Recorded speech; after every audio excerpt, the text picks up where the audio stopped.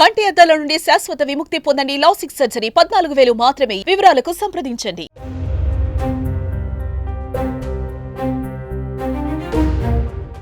భారత్లో భారీ వజ్రాల గుట్ట బయటపడింది. మధ్యప్రదేశ్లోని ఏకంగా 70,000 కోట్లకు పైగా విలువగల వజ్ర నిక్షేపాలు బయటపడ్డాయి. ఛత్తర్పూర్ జిల్లాకు చెందిన 100 కిలోమీటర్ల దూరంలోని బక్స్వహా అడవుల్లో ఈ నిల్వలను 20 ఏళ్ల క్రితమే గుర్తించారు.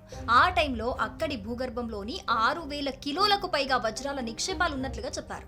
ఆ రోజుల్లో వాటి మార్కెట్ విలువ 55,000 ఉంటుందని అంచనా వేశారు. అయితే ఇప్పుడు వాటి వాల్యూ 70,000 కోట్లకు పైగానే ఉంది.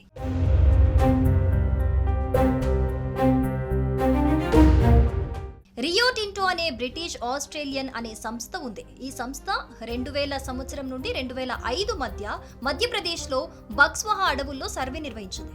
అక్కడ బందర్ డైమండ్ అనే నిర్దిష్ట బ్లాక్ పరిధిలో తవ్వకాలు జరిపింది.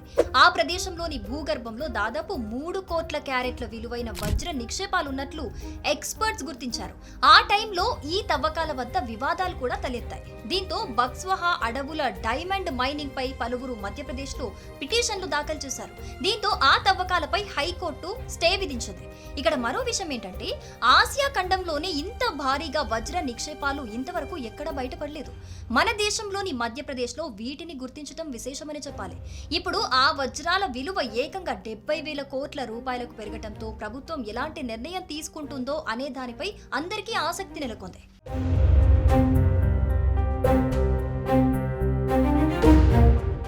సుమన్ టీవీలో మీ పర్సనల్ అండ్ బిజినెస్ ప్రమోషన్స్ కోసం కింది నెంబర్కి కాంటాక్ట్ చేయండి.